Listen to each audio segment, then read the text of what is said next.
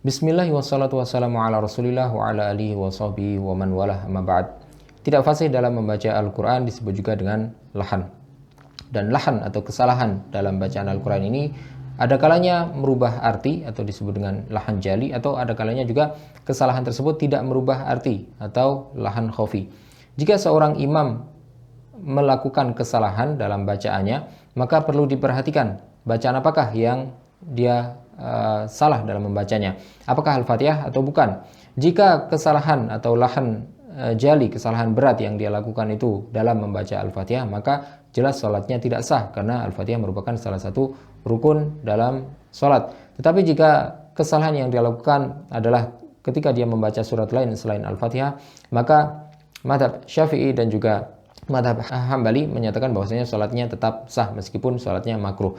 Tetapi mazhab Maliki menyatakan bahwasanya sholatnya tetap tidak sah jika dia melakukan lahan jali walaupun di luar surat Al-Fatihah, bacaan surat-surat yang lain.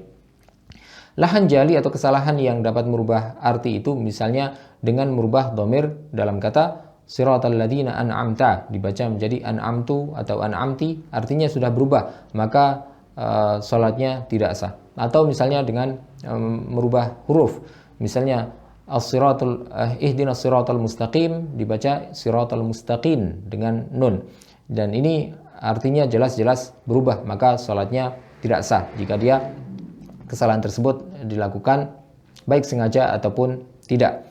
Adapun jika lahan tersebut adalah lahan khafi, kesalahan yang tidak merubah makna, maka sholatnya tetap sah meskipun hukumnya makruh.